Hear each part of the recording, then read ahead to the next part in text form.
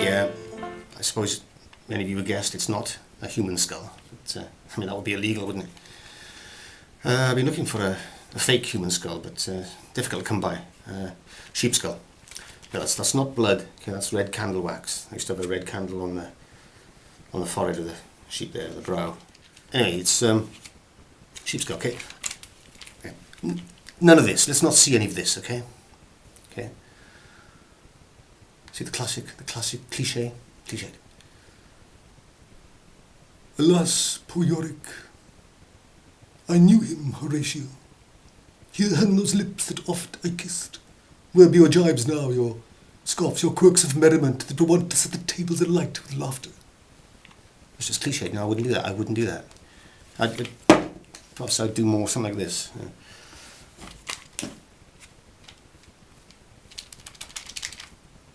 Alas, poor Yorick, I knew him, Horatio.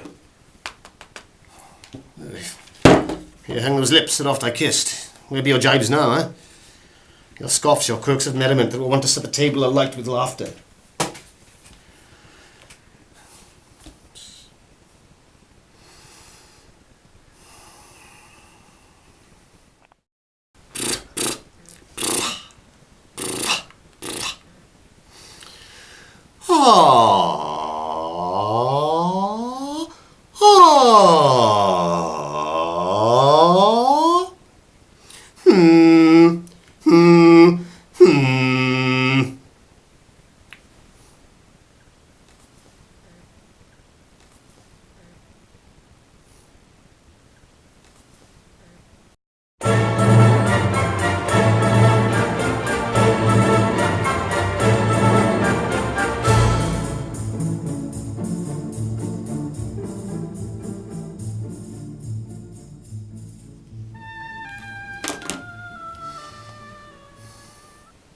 Zorro.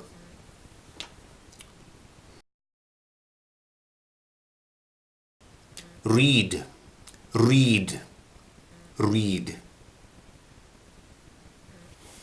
It's back to my thing of an actor never being out of work. Always preparing, always working for something, for his benefit, for the benefit of the audience. Even people in the street, passers by, their faces light up when a classically trained, svelte actor walks past. An evening's reading, very relaxing stuff. Canterbury Tales, Oxford World Classics edition. Whilom, as all the stories telling us, there was a duke that hichte Theseus. Of Athens he was lord and governor, and in his time a Swiss conqueror, that greater was there none under the sun. Full many a riche country had he won. With what is wisdom and chivalry, he conquered all the reign feminine. I mean, that's typical of the Knight's Tale. This pale moon, that thoughts that thug his heart, he felt a cold surd, suddenly glade, for he quick no longer wool he bade. The convent, ick, lay on the pavement, weeping and harrying Christ's mother there. And after that they raised forth been went and took away this martyr for his burial. I mean, it's just beautiful stuff. Geoffrey Chaucer. I mean, that's a gentle evening's reading, relaxing, keeps the words flowing through an actor's brain. Pleasure and business all at once. That's the way I see it. That's, what else have we got typical here? Okay, J.B. Priestley. Time on the Conways. I have been here before, The Linden Tree, and perhaps the most famous of all, An Inspector Calls. I've actually never done any of them, but I would still read. I read plays that I haven't done. You tell me, Alan, if there's time later on, we're not going to be trampled on by any of Madge's Mrs. What's-her-names, and we don't care how brilliant they are, do we, Alan?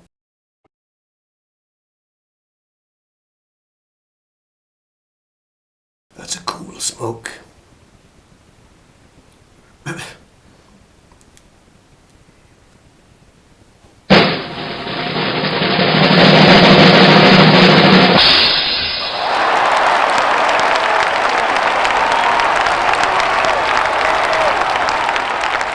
David Garland Jones here. I'm hoping to get some sponsorship for my broadcasts from a major tobacco company. It's not as if smoking is bad for you. Yeah? So, I need more subscribers for my YouTube channel, yeah? To impress the sponsors, you know. So, just click on to this yellow button here. What? It's over there. See, I was told it was there. Anyway, you know what it is. You can see what it is. Click on it, yeah? And kids, one more won't kill you.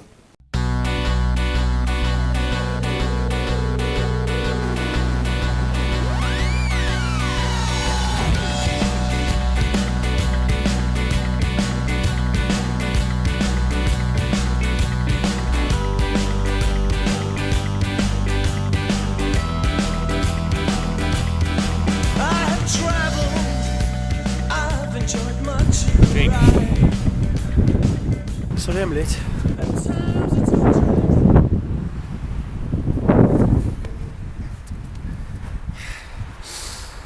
Away, my liege, to Milford Haven. Now's the very witching hour, when churchyards yawn and hell breathes out contagion to the world. Now could I drink hot blood and do such bitter deeds as the day would quake to look on. I could sit here all day, breathing in the atmosphere, the silence here, knowing that in a few hours' time I'll be treading those boards, the audience reacting to my every move, and gesture, facial expression, voice, my words. It's exciting. It's been a while. It's been a while, but one gets back into it, as all professionals do. It's a play called The Malicious Merchant by Thomas Wiverley, a restoration tragedy. Okay, it's not the biggest role I've ever had, but a role is a role is a role is a role, as a deceased friend of mine used to say. There are no small parts, only small players. The director had a bit of a contretemps with him once in a bar, and in the street outside the bar, and actually then again back in the bar afterwards. But we're professionals. We bury our differences. I'm going to prove something to him tonight.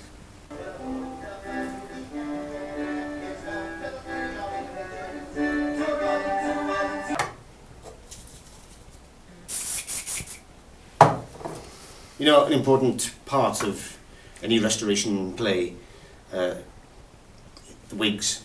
As an experienced actor, I'm allowed to choose my wig. And I think it's important to make a bold statement with any wig that is chosen.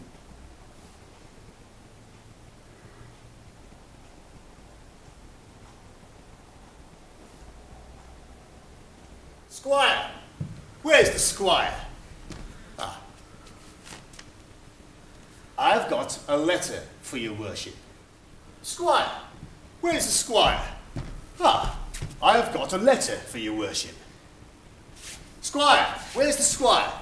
I have got a letter for your worship. I have got a letter for your worship.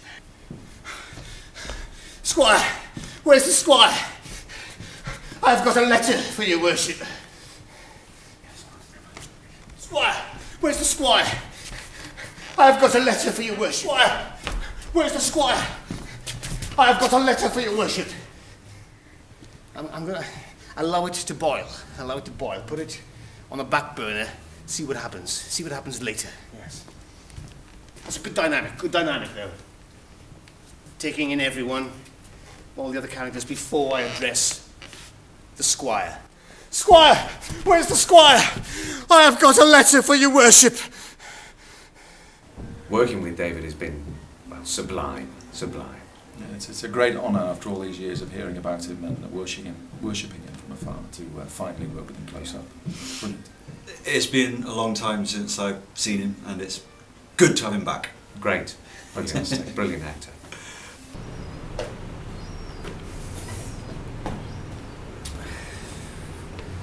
This is where we come for a quick ciggy every so often.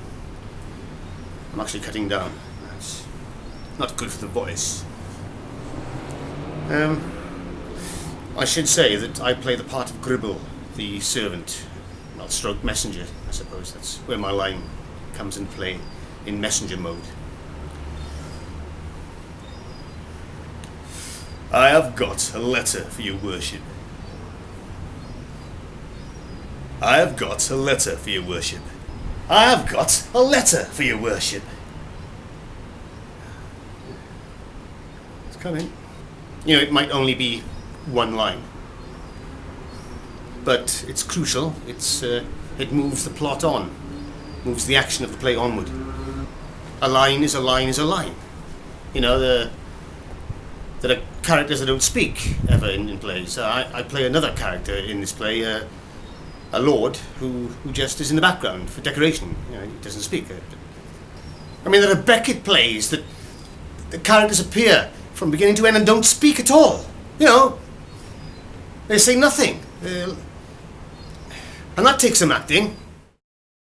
Silence is a great weapon. It's a great tool to be used. You can be on a stage and there's hundreds of people looking at you because you're not moving. You're not saying anything. Chap playing the merchant in this production. Not on top of his lines at all. You think that somebody given the responsibility of the lead role should be on top of their lines? I'm on top of my line. I mean, I could easily step in, you know, and play the merchant if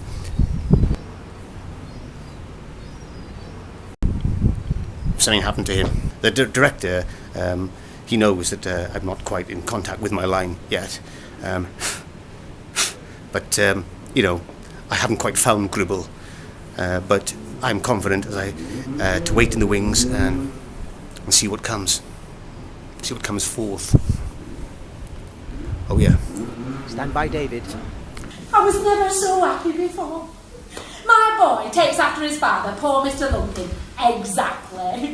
The jewels, my dear Con, shall be yours incontinently. You shall have them. Isn't he a sweet boy, my dear? You shall be married tomorrow. I'm going to put off the rest of his education like Dr. Drowsy's sermons to a fitter opportunity. Squire! Where's the squire? I've got a letter for your worship.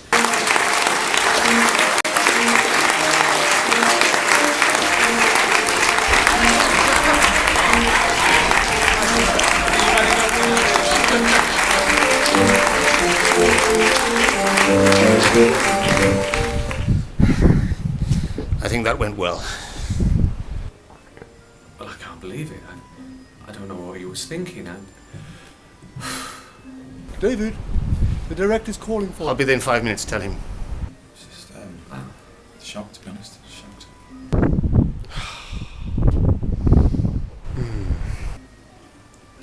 I've never seen anything like it. What was going through his head? Obviously, the director wants to give me his congratulations and on the quirkiness and the dynamic I brought this evening. So, I don't know what the director's going to say about this.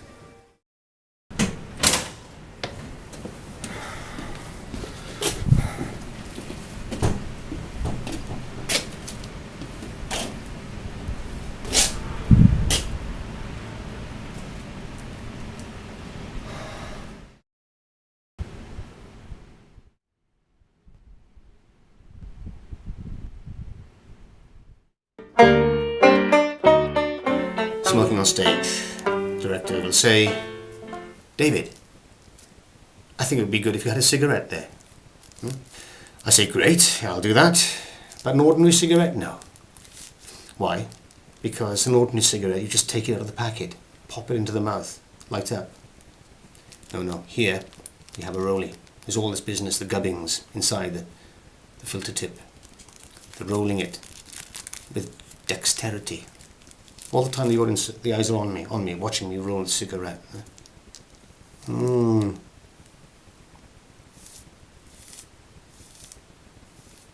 Tapped on the end. Cigarette.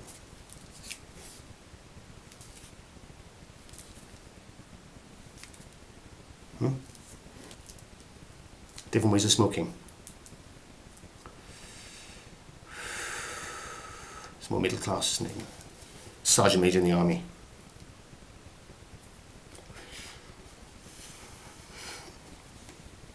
Oh, you soldier! Get your hands at your pockets so you'll be a chairborne warrior, not an airborne warrior.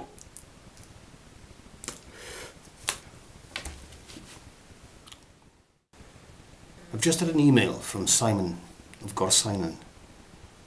Apparently you can't smoke on stage anymore. The law was passed in 2007. I didn't know that.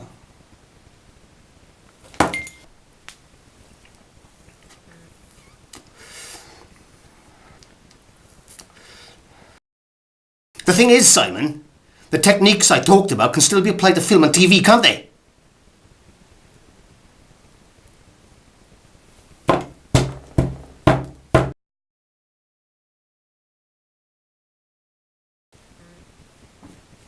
Can you guess what it is yet? That's this strengthener.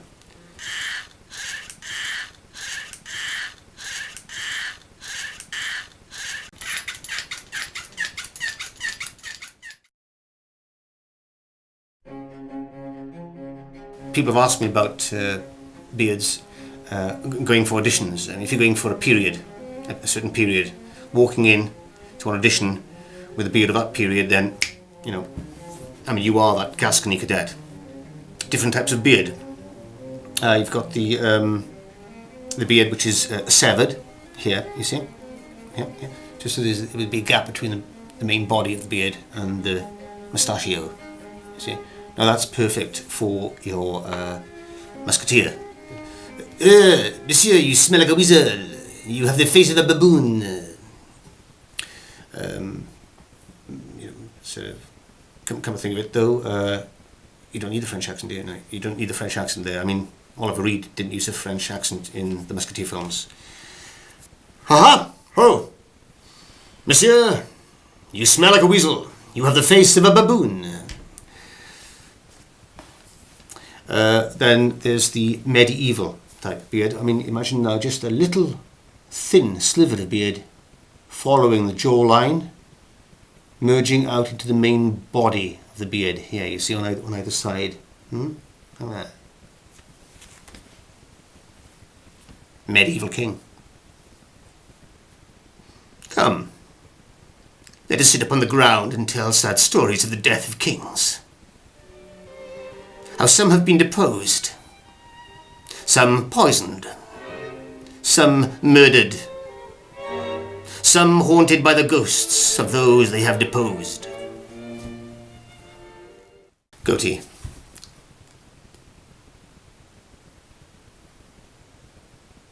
Freud. Or Professor Quatermass. They are at least 1,000 years ahead of us technologically. But you know that when he's saying that, it doesn't mean that they're 1,000 years ahead of him technologically, 1,000 years ahead of everyone else technologically. And they're only probably 500 years ahead of him, or maybe, you know, like 100, perhaps. Yeah, I mean, they'd be more ahead of the rest of mankind than him. You smell like a weasel.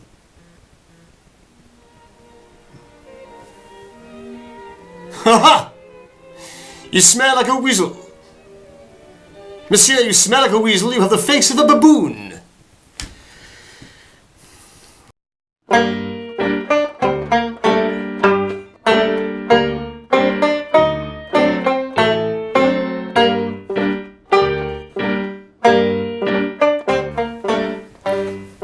People have said to me, David, your advice with the beards, it's all very well for men, but it's no good for women. With women,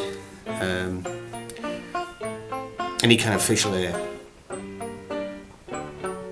just get rid of it. Ever since the terrible incident in Coventry the other week, the RSPCA is horrified to report that there have been dozens of copycat incidents across the South Wales valleys involving people throwing cats in bins, and on one occasion a puma was thrown in a skip. One man is carrying out a dogged fight against this outrage. That man is David Garland Jones. He has set up an organisation called Cat Recovery and Protection, and his mission is to rescue cute little kitties from their hellish plastic prisons. A spokesman for the RSPCA stated that David Garland Jones is a legend and a great example to us all. However, some have criticised the scheme, and Mr. Snoop Dogg of North Wales said, "Everyone knows cat videos are hugely popular on the internet. This is just a cheap stunt by a shameless self-publicist to get thousands of YouTube hits from emotionally distressed cat lovers." I made a t-shirt and everything. It actually spells out the word crap.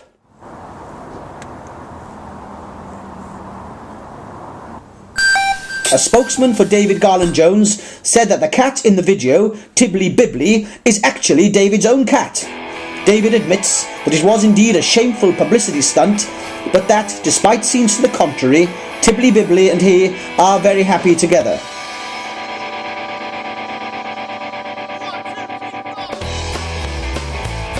Shame on you, Garland Jones. Shame on you.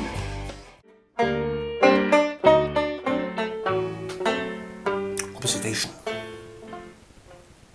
Observation of the actor, of the artist.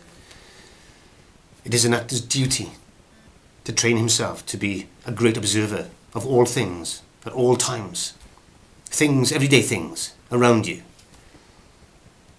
Sometimes you'll see an odd image, a slightly banal, funny image.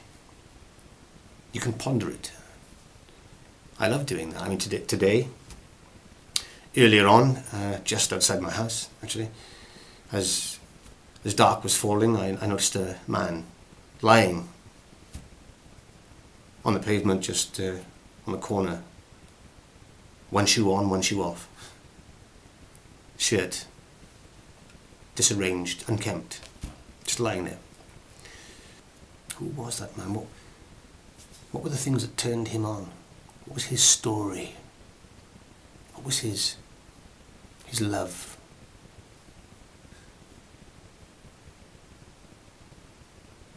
I'm sure he's all right, though. He must have gone by now.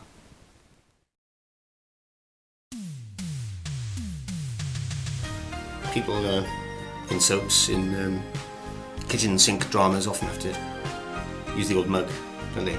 Essential. Smacks of kitchen. Some terrible news has come our way. The family's discussing it. It's terrible, but they're still drinking some coffee or tea. Even though it's dire, direst of dire, world-shattering, life-ending, I would still possibly, leaning against the sink nonchalantly, but still tense, I would probably do this.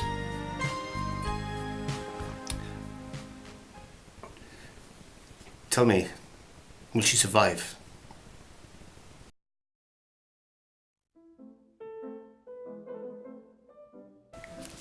Writing poetry is a wonderful exercise for an actor. It keeps us in touch with words. Our own words, for a change. Let the chameleon rest. After all, we love words as much as any poet. No less. And actually we can recite the poetry a damn sight better than a lot of poets. You know, get an actor in every time, I say. I've heard some poets read out their own work. It spoils it. So, I thought I'll write a collection of poems entitled David Garland Jones's Poetry of the Landscape.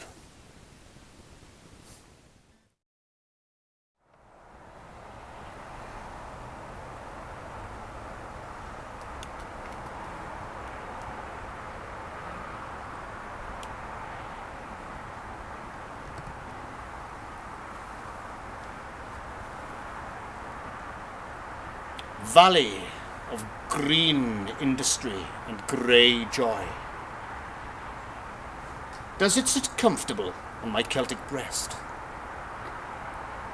Who are the milling folk, the ruffian boy, that slack-jawed lady in the dirty vest?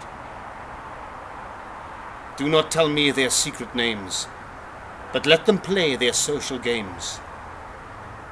I shall bear the fruit of the hills in pain, and read the knowledge in the mountain rain.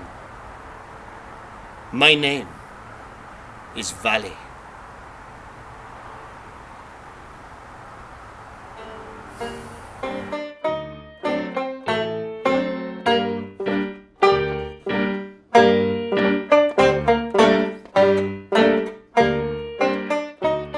I've got one thing to say to you, and only one thing. An actor is never out of work. Well, obviously in the sense that he might not be in a job as an actor. It happens to us all. There's no shame in that. But I mean, an actor is always working. Cultivate an image every day. Say, for instance, today I decided to cultivate the image of pondering. So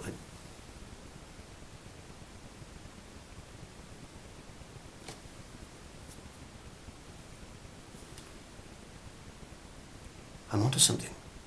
I'm onto it. It's just eluding me. I can smell it. It's nearly there. By Jove, I've got it. Well, by Jove is not cake expression, but my God, I have it.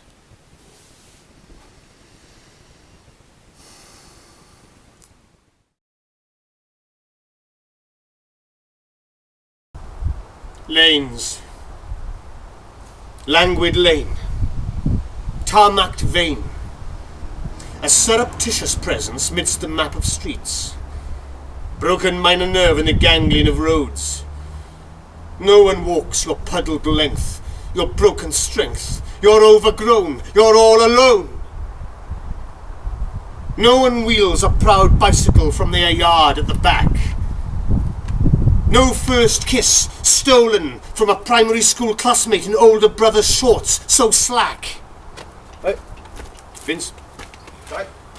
No peeping Tom voyeurs anymore, huddled in the dark against walls, playing with their balls.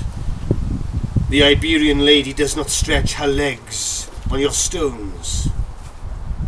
Life has left you for low petrol consumption at the front of the house on the street. That's where it's at. Town cars these days. Scars you like crazy. I know. Like Superman. Without his Lois Lane.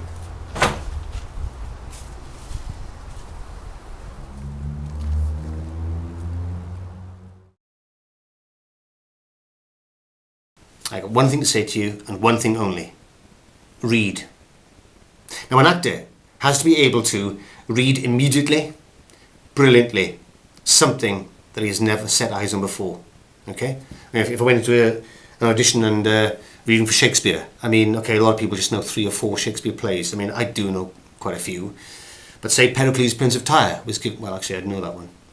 Say, it's not me, I don't know. But, well, look, I'll tell you what. German Expressionism, okay? I've never read this book. Thomas Mann. German Expressionism at its best. Now, I'll just pick a story and Tonio Kruger. I've read that. Actually, I have read that. It's Dr. Faust. I've read that one too. So, okay. This is one I have never set eyes on before. A Man and His Dog. Okay. So, just opening up the page in that chapter and read. In the neighbourhood of Tolts, there is a mountain inn, kept by a pleasingly buxom, black-eyed damsel, with the assistance of a growing daughter, equally buxom and black-eyed. This damsel it was who acted as go-between in our introduction to Bashan, and our subsequent acquisition of him. 2 years ago now, it was, he was 6 months old at the time. Anastasia, For so I... Deal or no deal, son? Deal or no deal? Yeah. I'm busy now, Jake. Yeah, you Just don't read. watch it. Well, I don't really watch it, but fine. I'll just leave it for now. Do you want to take it for you? Yes, please. Yeah. All Take right. it to me. Okay. My brother, Jake. I'm just watching Deal or No Deal because I'm interested in the way that Noel Edmonds uses his beard. The beard leads him along. Well, okay, let's choose another page. The children clamoured to see it, and our own, actually, the beard that is such an essential part of Noel Edmonds' overall image is exactly what I've been talking about before. Just remember that. It's useful, it's interesting. The children clamoured to see it, and our own curiosity. He can go down again and lift his leg against one of the little formal arbor vitae trees that flank the rose bed.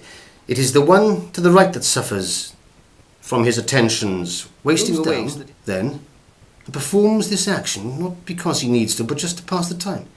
He stands there for a long time with very little show for it. However, so long that the hind leg in the air begins to tremble and fall.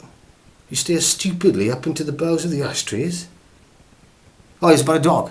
It's about a dog. He stares stupidly up into the boughs of the ash trees, where two birds are flitting and chirping. Watching. Was there a remote control? Isn't it there on the sofa? No, I couldn't see it.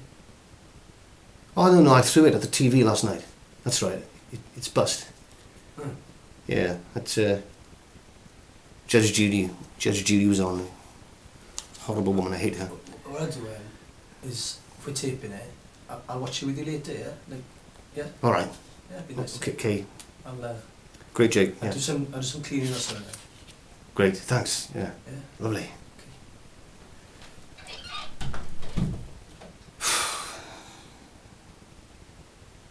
He means well. Yeah. Okay, another bit.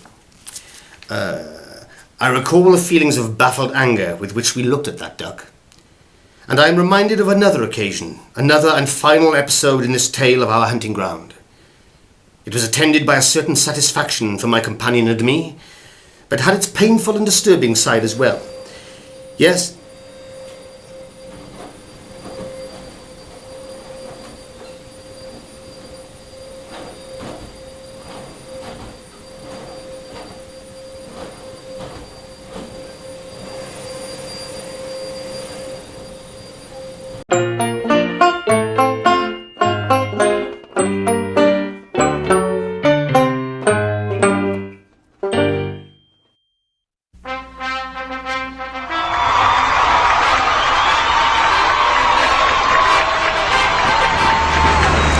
David Garland Jones, live at the BBC.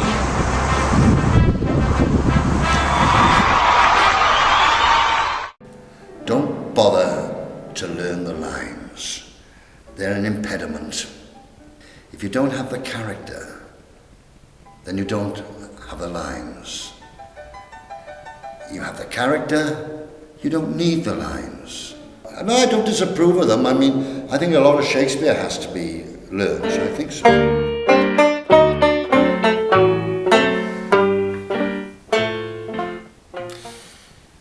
Had a phone call not half an hour ago now from my cousin Bernard, his mother, my aunt. Had a nasty fall down the stairs. Very nasty fall. She's 83. One starts to think of, well,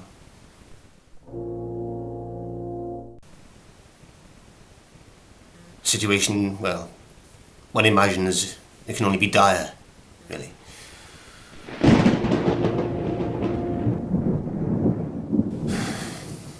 Now, for your ordinary citizen, your civilian, that would be it, wouldn't it? But not for me, not for an actor, because this is where an actor can use misfortune and turn it into something good. For society. Not for himself, it's still painful, but for society. Now next time I'm in a production where I'm required, news is brought to me that a loved one is dying or has indeed died, I'll use the sensation, the feelings that I got from Bernard's phone call.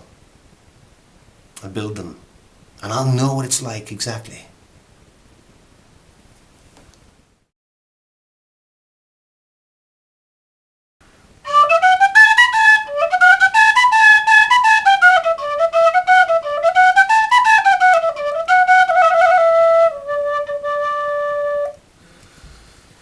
Not too bad.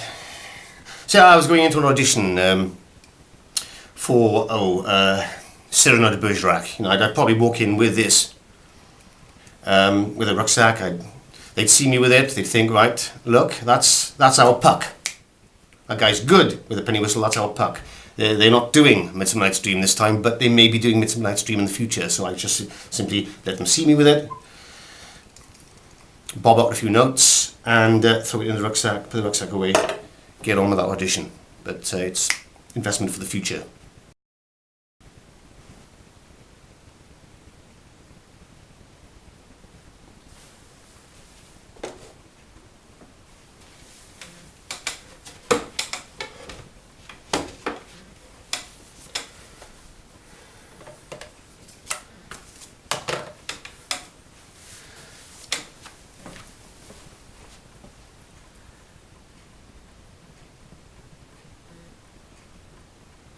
Right, now what we're doing here is I want to capture the moment that the news comes my way, for you to see exactly the sway of emotion, the way that emotion takes the body, the mind of an actor.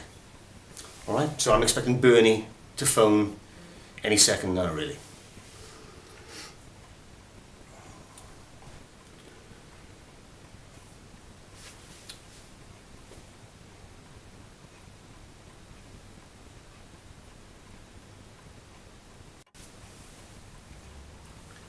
Should be interesting.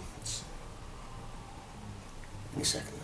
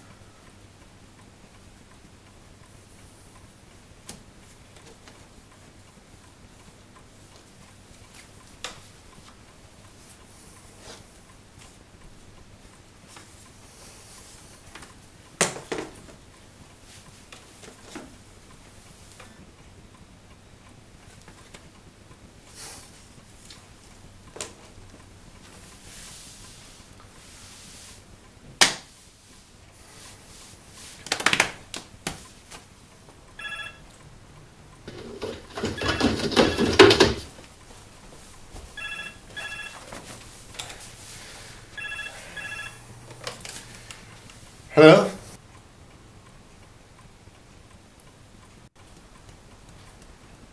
Wrong number.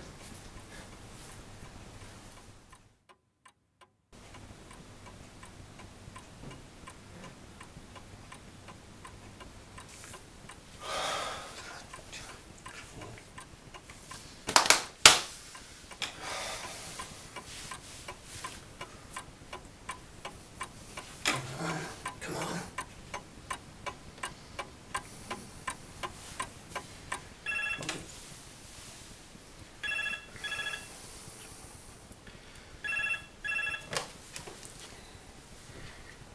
Bernard?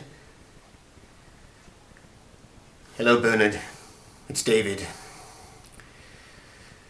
How is she, Bernard? Has she,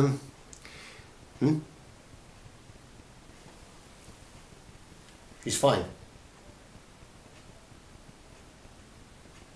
Having a cup of tea. Joking with the nurses. Absolutely fine. Oh, great. Yeah, relieved, yeah. Oh, great.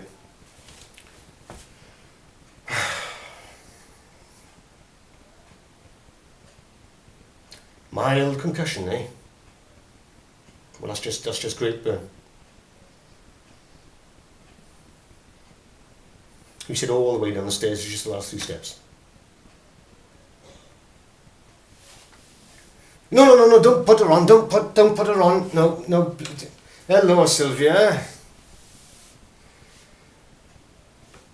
Yes, that's right, yes.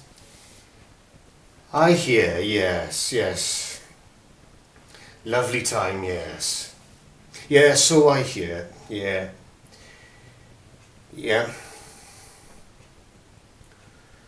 Just, no, don't come round. I've got lines to learn. See, I'm learning some lines tonight.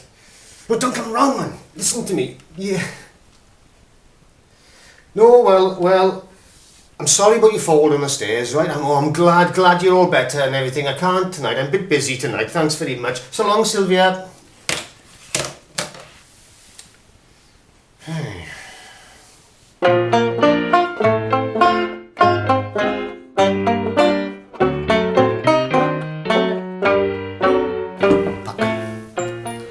Puck. I've still got the body for it.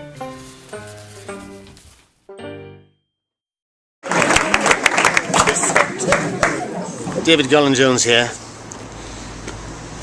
I'm live tonight at Treorchy Rugby Club in the Valleys.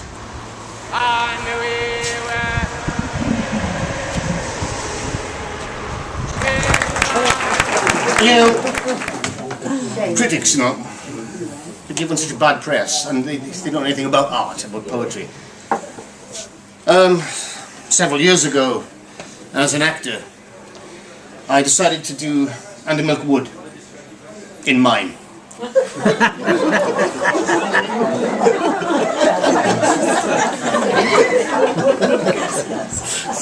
And people say it's a play for voices. Well, this was a play for movements. Took a hammering. They didn't like it. So now I just want to demonstrate the beginning, the opening of Undermilk Wood in mime. Maybe some people who don't know it that well, so I'll ask John, if I may, to read a little bit as I go through the mime and the movements, take you with me on my journey. Is that all right, everyone? Yeah. Yes. So John, if you wouldn't mind.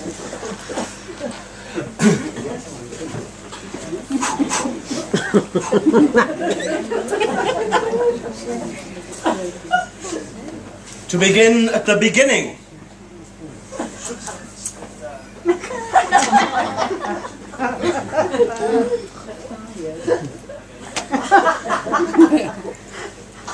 It is spring.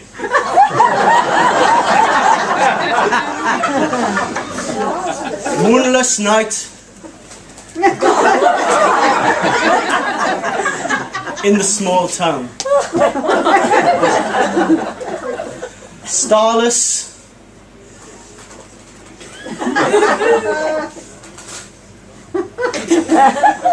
And Bible black.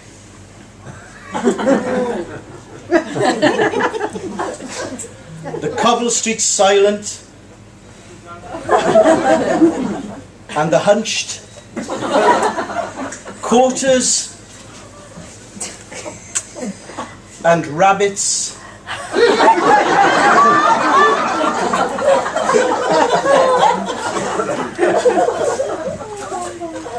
the hunched quarters and rabbits would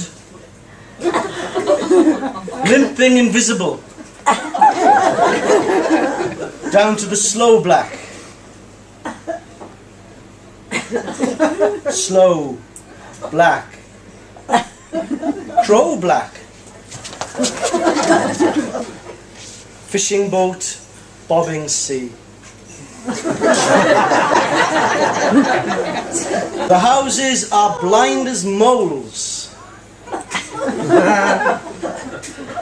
Though moles see fine tonight. In the snouting velvet dingles. Or blind as Captain Cat. There in the muffled middle,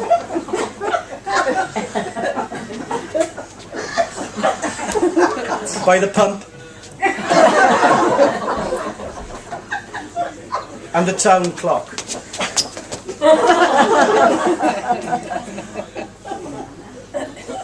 And all the people of the lulled and dumbfound town are sleeping now. Hush. The babies are sleeping.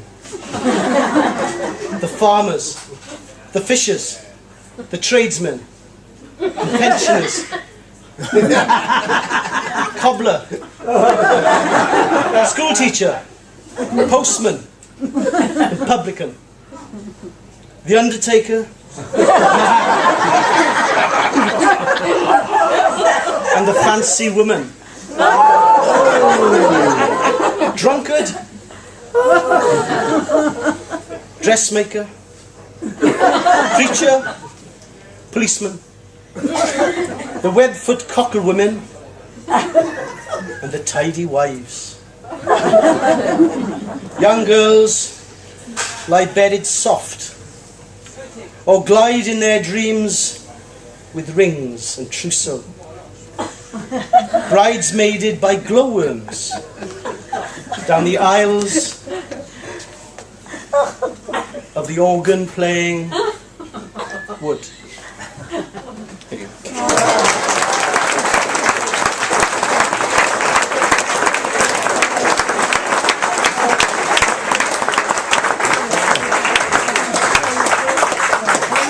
Actually, on reflection, perhaps it is better with words.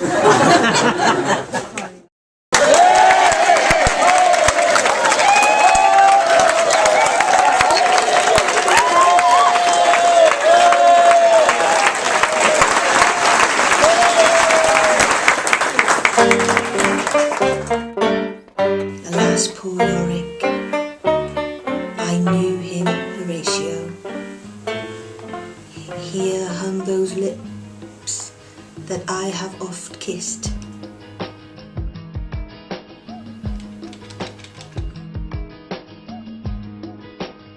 Will you be long? No. Is this thing still on? Can I do a bit more? My name is Sandra Bolton and I am David Garland Jones's biggest fan. I knocked on a few of the doors to ask them where he lives, and well, around here some of them they call him the actor. Some of them don't. I baked him a cake. Got that? My name is Damien Dark is my favourite episode. Have you seen that one? Damien Dark. My name is Damien Dark. Just to be here in his room, be in his things, and the smell of him and his books.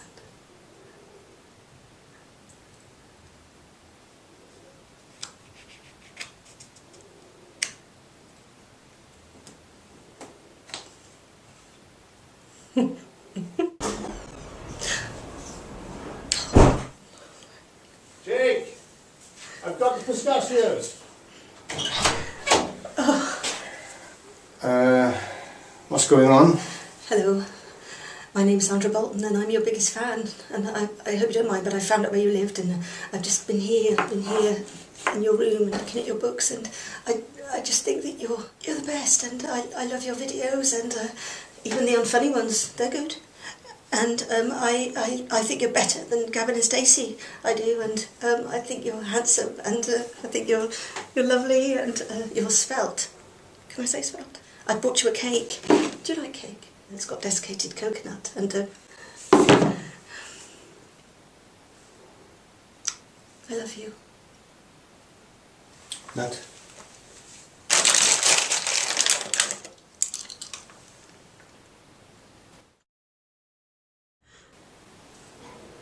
It's making me Sid, I've seen you before. You were in my skip. I was just doing some poetry on urban poetry. I'm sorry, I didn't damage it, did I? The skip? No, I just didn't like you being there. Where is she? Ooh, my wife. I know she's here. Sandra, I know you're here. Get your clothes on and get home. I want my dinner. Now, you steady. know, wants to act, yeah? She got no chance. She wants to be a famous person hanging about with famous people. She's nothing but a sad cow. Sandra, time to go. Last month it was Stephen Mayo for my hopes. She went round his house too, but his mum wouldn't let her in. Now it's you. At least Mayo's a bit famous. But you, I've seen your stuff. Your videos is amateur crap. Sandra, I want my dinner now. Don't speak to her like that. What are you going to do about it? Well, she seems a nice lady. Nah, she's not, alright? Sandra, get home. You're making a fool of yourself. Listen, I don't want to have a contretemps with you. Contra, why you long-eared bloody punk? Come here.